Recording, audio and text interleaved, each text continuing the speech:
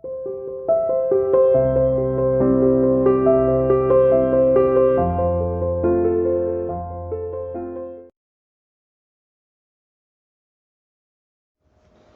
students, how are you?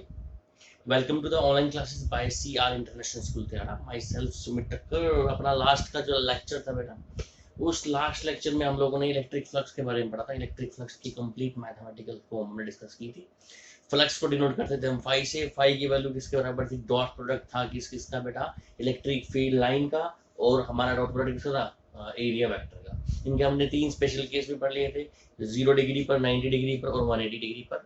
0 पर flux maximum, 90 degree पर flux 0 और 180 डिग्री पर flux negative. Flux positive, negative और 0 का मतलब आपको बता चुका था।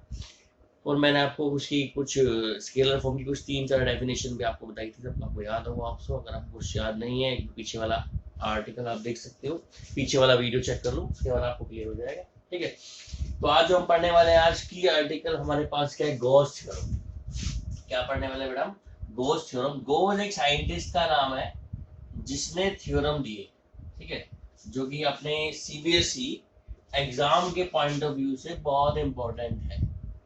तो गॉस थ्योरम हमारी इंपॉर्टेंट है, तो मैं यहाँ स्टार लगा देता हूँ। स्टार मीन्स ये इंपॉर्टेंट आर्टिकल है। ठीक है, जनरली बहुत बार ये पूछी जाती है और इसकी एप्लीकेशन पूछी जाती है। अगर ये दोनों नहीं पूछी गई तो इससे रिलेटेड न्यूमेरिकल्स जरूर पूछे जाएंगे आपसे। न्यूमेरिकल्स 100% आएंगे आपके, मान के चलना, किसमें? एग्जाम में। ठीक है, तो गॉस थ्योरम सबसे पहले क्या कैलकुलेट करती है, पता होना चाहिए हमको। गॉस थ्योरम कैलकुलेट करती है बेटा फ्लक्स। क्या कैलकुलेट करती है गॉस थ्योरम? फ्लक्स कैलकुलेट करती है। और कैसे? सरफेस के अकॉर्डिंग ये फ्लक्स निकालती है किसी भी क्लोज सरफेस, क्लोज सरफेस जो कि चारों तरफ से क्या हो? बंद हो। ऐसे सरफेस से ये क्या निकालती है? फ्लक्स निकालती है। मान लो आपके पास कोई स्पेरिकल चीज है, स्पेरिकल बॉल है, उसके सेंटर पे या कहीं पर भी चार्ज रखा है। तो देखो एग्जांपल में हम बता रहे हैं, मान लो ये कोई आपके पास इस शेप की कोई बॉडी है, और इस शेप की बॉडी के इनसाइड कहीं पर कोई रखा है क्या? चार्ज। कितना चार्ज रखा है? क्यों? क्या होगा? चार्ज रखा है तो चार्ज से क्या निकलेंगी? Electric field lines. कहाँ की तरफ निकलेंगी? बाहर की तरफ। ठीक है, किससे निकलेंगी? चार्ज से इलेक्ट्रिक फील्ड लाइंस कहाँ की तरफ निकलेंगी? बाहर की तरफ। तो गॉस थ्योरम इस क्लोज सरफेस से कितना फ्लक्स निकलेगा वो कैलकुलेट करता है। कौन कैलकुलेट करता है? Gauss theorem. ठीक है, तो गॉस थ्योरम क्या बोलती है? तो सबसे पहला केस तो ये बेटा, गॉस थ्योरम सिर्फ और सिर्फ किस पे अप्लाई हो सकती है? गॉस थ्योरम अप्लाई हो सकती है क्लोज सरफेस पर। अगर आपका सरफेस ओपन है तो आप गॉस थ्योरम अप्लाई नहीं कर सकते। सिर्फ क्लोज सरफेस पे अप्लाई कर सकते हो Gauss theorem. Gauss theorem apply कर सकते हो बेटा आप सिर्फ और सिर्फ क्लोज सरफेस पर। क्लियर है? तो गॉस थ्योरम क्या बोलती है? वो सुनो, गॉस थ्योरम कहती है कि मान लो आपके पास कोई क्लोज सरफेस है, ठीक है, और क्लोज सरफेस के इनसाइड क्या रखा हुआ है? इनसाइड रखा हुआ है कोई चार्ज पार्टिकल, पॉजिटिव रखा हो या फिर क्या रखा हुआ बेटा? नेगेटिव। तो पॉजिटिव चार्ज पार्टिकल उसके इनसाइड रखा हुआ है, और उस पॉजिटिव चार्ज पार्टिकल से क्या निकलेंगी बाहर? इलेक्ट्रिक फील्ड लाइंस बाहर निकलेंगी। ठीक है, और अगर वो इलेक्ट्रिक फील्ड लाइंस इस पॉजिटिव चार्ज पार्टिकल के से बाहर निकल रही है, इस सरफेस से बाहर निकल रही है, तो कुछ ना कुछ क्या होगा? फ्लक्स। तो गॉस थ्योरम क्या बोलती है? जो फ्लक्स होता है, flux passing out, phi. Flux को किससे डिनोट करते हैं हम? फाई से। फ्लक्स पासिंग आउट थ्रू कैसे सरफेस है बेटा? Through the close surface. Flux passing out through the close surface. किसी भी क्लोज सरफेस से जो फ्लक्स निकलता है वो फ्लक्स किसके बराबर होता है? जो उस सरफेस के अंदर चार्ज है वो क्यू, उस क्यू को डिवाइड कर दो किससे? इसकी परमिटिविटी से, जिस मीडियम में इसको रखा है, एप्सिलॉन नॉट। ये हमारी गॉस थ्योरम है। गॉस थ्योरम क्या बोलती है? ध्यान से सुनो कि इलेक्ट्रिक फ्लक्स, फाई का मतलब क्या हुआ बेटा? Electric flux. किस सरफेस के अलोंग? किसी भी क्लोज सरफेस से इलेक्ट्रिक जो फ्लक्स है वो किसके बराबर होगा? वो होगा क्यू अपॉन एप्सिलॉन नॉट। अब यहाँ पर क्यू क्या चीज है? क्यू वो जो उस हमने क्लोज सरफेस लिया है ना बेटा, उसके इनसाइड जो चार्ज रखा है वो क्यू है। एप्सिलॉन नॉट क्या है? कि जिस मीडियम में मैंने वो सरफेस रखा है वो एप्सिलॉन नोट है हमारा, ठीक है। तो फ्लक्स की वैल्यू किसके इक्वल हो गई, फ्लक्स की वैल्यू हो गई हमारे पास क्यू अपॉन एप्सिलॉन नोट। हम बोल सकते हैं क्या, डेफिनेशन दे सकते हैं किसकी, गॉस थ्योरम की। गॉस थ्योरम क्या बोलती है, the total flux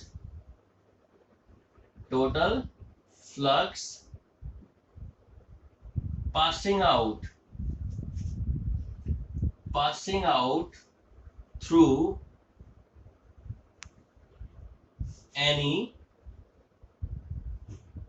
closed surface, the total flux passing out through any closed surface। देखो यहाँ तक लाइन, ये अभी मैंने यहाँ तक बोला है बस।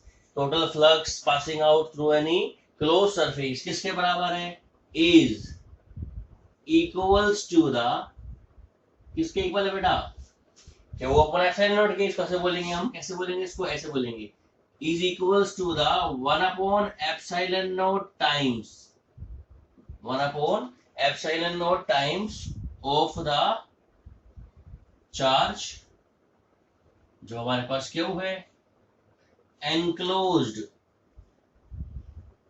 In close surface. ये जो चार्ज लेना है ना बेटा आपको, ये चार्ज वही लेना है जो क्लोज सरफेस के अंदर है। जो चार्ज क्लोज सरफेस के बाहर है वो चार्ज हमें नहीं लेना है। तो क्लियर है आपको, यहाँ से गॉस थ्योरम समझ में आई। गॉस थ्योरम क्या बोलती है कि किसी भी क्लोज सरफेस से अगर आपको फ्लक्स निकालना है तो वो फ्लक्स किसके इक्वल होगा, क्यू अपॉन एप्सिलॉन नोट के, ठीक है। अब देखो एक और फॉर्म है, किसी और तरीके से अगर और मैथमेटिकली हम चाहते हैं गॉस थ्योरम को एक्सप्लेन करना तो हम और मैथमेटिकली गॉस थ्योरम को एक्सप्लेन कर सकते हैं। मान लो ये आपके पास कोई क्लोज सरफेस है, ठीक है बेटा, क्या सरफेस है, क्लोज, इसके इनसाइड एक चार्ज रखा आपने प्लस का क्यू, ठीक है। कौन सा मीडियम है ये, वैक्यूम। परमिटिविटी कितनी है इसकी, एप्सिलॉन नोट। तो गॉस थ्योरम क्या बोलता है, गॉस थ्योरम बोलता है जी फ्लक्स जो है ना सर, वो फ्लक्स किसके बराबर होगा, क्यू अपॉन किसके बराबर होगा, एप्सिलॉन नोट। इससे पिछले वीडियो में मैंने आपको फ्लक्स की एक मैथमेटिकल फॉर्म बताई थी, वो भी क्लोज सरफेस की, आपको याद होगा। इस फ्लक्स को हम ऐसे में लिख सकते हैं, कैसे, क्लोज इंटीग्रल किसका, इलेक्ट्रिक फील्ड लाइन का, E dot ds is equal to कितना होगा, क्या वो अपॉन एप्सिलॉन नोट। इसको कैसे रीड आउट करते हैं, इसको हमें पता है, कैसे पढ़ते हैं इसको हमें पता है। क्लोज सर्कल, पहले सर्कल को नोट करेंगे, close surface integral of electric field lines, close surface integral of electric field line. इतना बोल दो या बोल दो फ्लक्स, एक ही बात है। Close surface integral of the electric field lines, ठीक है, वो डिपेंड, वो किसके इक्वल है, Q upon epsilon note. Next definition जो होगी हमारी गॉस थ्योरम की क्या हो जाएगी, वो ये हो जाएगी, देखो बेटा, it is the closed surface integral of electric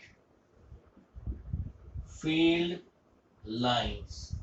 ये पूरी लाइन किसके बराबर है, ये पूरी लाइन का मतलब फ्लक्स ही बता रहा है। ये थोड़ी सी मैथमेटिक्स है, ठीक है। इज इक्वल्स टू किसके इक्वल होगा, इज इक्वल्स टू द, बोलो बेटा, वही सेम बेटा, 1 upon epsilon naught times 1 upon epsilon naught times of charge. Charge कौन सा, जो उस क्लोज सरफेस के इनसाइड रखा है। तो आप इस तरीके से भी आप गॉस थ्योरम को एक्सप्लेन कर सकते हो, और आप डायरेक्ट अगर फ्लक्स के थ्रू बोलना चाहो तो भी एक्सप्लेन कर सकते हो। वो डिपेंड करता है सिचुएशन पर कि किस सिचुएशन पे क्या दिया हुआ आपको, ठीक है। अब कुछ पॉइंट्स हैं गॉस थ्योरम के ऊपर, वो आपको बता देते हैं। वो पॉइंट्स आपको याद रखने हैं। किससे रिलेटेड है वो पॉइंट्स बेटा, वो पॉइंट्स रिलेटेड है हमारे गॉस थ्योरम से, ठीक है। नंबर 1, सबसे पहला पॉइंट देखो, मान लो आपके पास ये कोई चार्ज क्यों, ठीक है, इसके अराउंड कोई भी हमने सरफेस ले लिया, ठीक। फ्लक्स कितना आएगा हमारे को पता है, फ्लक्स की वैल्यू आएगी फाई बराबर क्यू अपॉन एप्सिलॉन नोट। किस सरफेस से, इस सरफेस से फ्लक्स S1 से फ्लक्स कितना आया, phi upon sorry Q upon epsilon naught, phi की वैल्यू ये आ गई। मान लो सरफेस आपने ऐसा ले लिया, इस शेप का ले लिया, ठीक है, तो भी इसमें से फ्लक्स की जो वैल्यू होगी वो कितनी होगी, Q अपॉन एप्सिलॉन नॉट। या फिर आप सरफेस इस शेप का ले लो, किसी भी शेप का सरफेस ले लो, फ्लक्स जो है वो किस पर डिपेंड नहीं करता, वो डिपेंड नहीं करता शेप ऑफ द सरफेस। जो हमने एनक्लोज सरफेस लिया है ना बेटा, उसकी शेप कैसी भी हो सकती है, फ्लक्स जो है वो शेप पर डिपेंड नहीं करता। पॉइंट नंबर फर्स्ट, ठीक है।